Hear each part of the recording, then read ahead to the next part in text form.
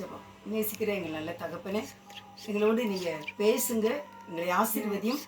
இந்த வசனம் உங்களை பிரயோஜனமா இருக்க கிருபை செய்ய இயேசுவின் நாமத்தில் நல்ல பிதாவே. ஆமென். அருமையானவர்களே, இந்த நாளிலே சில மணி துளிகள் வேத வசனத்தை உங்களுக்கு அப்பமாக கொடுக்க தேவன் செய்த கிருபைக்கு நன்றி செலுத்துகிறேன். என்ன வசனம் அப்படின்னா 2 கொரிந்தியர் 5வது அதிகாரம் 1வது வசனம். பூமிக்குரிய கூடாரமாகிய நம்முடைய வீடு அழிந்து போனாலும் தேவனால் கட்டப்பட்ட கைவேலை அல்லாத நித்திய வீடு பரலோகத்தில் நமக்கு உண்டென்று அறிந்திருக்கிறோம். எப்படி அறிந்திருக்கணும் அப்படின்னா, பூமிக்குரிய நம்முடைய இந்த வீடு, இந்த பூமிக்குரிய இந்த வீடு அழிந்து போனாலும் அழிந்து போகும் நிச்சயமா.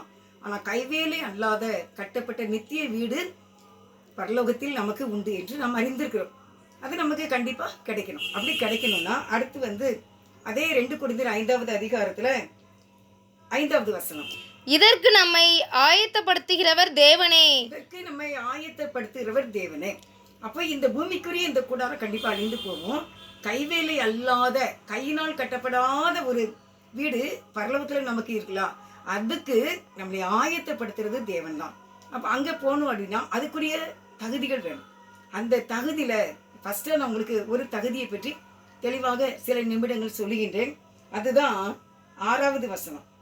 நாம் தரிசித்து நடவாமல் விசுவாசித்து நடக்கிறோம். நம்ம எப்படி நடந்தா அந்த கைவேலை அல்லாத கட்டப்பட்ட நித்திய வீட்டுக்கு நம்ம போவோம் அப்படின்னா நாம் விசுவாசித்து நடக்க வேண்டும், விசுவாசித்து வாழ வேண்டும், அதன்படி ஜீவிக்க வேண்டும். ஏன்னா தரிசித்து நடக்கிறது விசுவாசம் கிடையாது. நம்ம ஒருத்தரை பார்த்து இது அப்படியா அப்படின்னு நம்ம சொல்கிறோம். ஆப்பிள் பழத்தை பார்த்து இது ஆப்பிள் அப்படின்னு சொல்கிறோம். ஆனால் பார்க்காமலே நம்ம விசுவாசிக்கிறது தான் விசுவாசம். அப்படிப்பட்டவங்க தான் இந்த கைவேலை அல்லாத கட்டப்பட்ட அந்த பரலோக ராஜ்யத்தின் வீட்டுக்கு நம்ம போகணுன்னா நாம் தரிசித்து இல்லை, விசுவாசித்து நடக்க வேண்டும். தாவீது ராஜா கூட சொல்வார் ஒரு இடத்துல, நான் பரலோக ராஜ்யத்தில் பிரவேசிப்பேன் என்று விசுவாசிக்காம மட்டும் இருந்தேன்னா நான் கெட்டு போயிருப்பேன். ஆனால் நான் விசுவாசித்தேன், நான் தேவனுடைய ராஜ்யத்துக்கு நான் போவேன் அப்படின்னு நான் நல்லா விசுவாசித்ததுனால நான் நீதிமானாக வாழ்ந்தேன் என்கின்றார். அப்போ நம்மளும் நம்ம எண்ணத்தை போவோம், நமக்கு எப்படி பரலோக ராஜ்யம் கிடைக்கும், நான் பாவி ஆயிட்டேனே, என்ன எனக்கெல்லாம் கிடைக்காதுப்பா அப்படின்னு நம்ம சொல்லக்கூடாது. நம்ம விசுவாசிக்க வேண்டும், நம்ப வேண்டும். என் தேவன் எனக்காக கட்டப்பட்ட அந்த கைவேலை இல்லாத நித்திய வீட்டுக்கு என்னை கருத்தில் கொண்டு போவார். நான் அவரை நம்புகிறேன். ஏனென்றால் வேதம் சொல்லுகிறது, அவர் இரக்கமும் மன உருக்கமும் நீடிய சாந்தமும் மிகுந்த கிருபை உள்ள தேவன். அவர் மிகுந்த கிருபை உள்ளவர். நான் 2 நாளைக்கு முன்னால் பாருங்கள், எங்கள் வீடு சின்ன வீடு தான். அந்த வீட்டுக்குள்ளே இப்படி நான் வந்துக்கிட்டு இருக்கேன். காலையில் எழுந்து நான் கிச்சனுக்கு வந்துக்கிட்டு இருக்கேன். அப்போ ஒரு வார்த்தை, நான் மிகுந்த இரக்கமுள்ளவர் என்பதை மறந்து போறீங்களா அப்படியே ஒரு தெளிவான வேர்டு எனக்குள்ள வந்துச்சு. ஆமாண்டவரே, நீங்க மிகுந்த இரக்கமுள்ளவர் ஆண்டவரே, உங்களுக்கு ரொம்ப தேங்க்ஸுப்பா. நீங்க மிகுந்த இரக்கமுள்ளவராய் இருக்கிறதுனால தான் நாங்க இன்றைக்கு இவ்வளவாய் வாழ்ந்து கொண்டு இருக்கின்றோம்.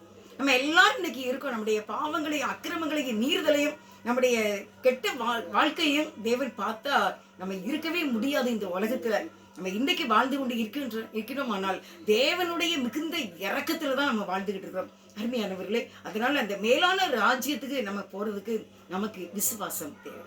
ஏன்னா இந்த தேகத்தை விட்டு நம்ம குடியிருக்க ஆசைப்படுகிறோம். 7வது வசனத்துல இந்த தேகத்தில் குடியிருக்கையில் கர்த்தரிடத்தில் குடியிராதவர்களாய் இருக்கிறோம் என்று அறிந்தும் எப்பொழுதும் தைரியமாய் இருக்கிறோம். அடுத்த வசனம், நாம் தைரியமாகவே இருந்து இந்த தேகத்தை விட்டு குடிபோகவும் கர்த்தரிடத்தில் குடியிருக்கவும் அதிகமாய் விரும்புகிறோம். ஏன்னா அது என்னைக்கு கண்ணீர் இல்லாத, கவலை இல்லாத, எதுவுமே இல்லாத ஒரு சந்தோஷமான வாழ்க்கை, அதுக்கு நாங்கள் ஆசைப்படுகிறோம் அப்படின்னு சொல்லுகிற நாம் எல்லாரும் தேவனை விசுவாசிக்க வேண்டும். கண்டிப்பா என் தேவன் எனக்கு அந்த ராஜ்யத்தை தருவார். நான் அவரை நம்புறேன். ஏன்னா அவர் என் பாவங்களை மன்னிக்கிறவர், எனக்காக சிலுவையில் அறையப்பட்டவர், உயிர் தெழுந்தவர், இன்றைக்கு வாழ்கிறார். அவர் எனக்கு உதவி செய்வார். ஏனென்றால் அவர் இரக்கமும் அவர் மன உருக்கமும் அவர் நீடிய சாந்தமும் மிகுந்த கிருபை உள்ள தேவன்.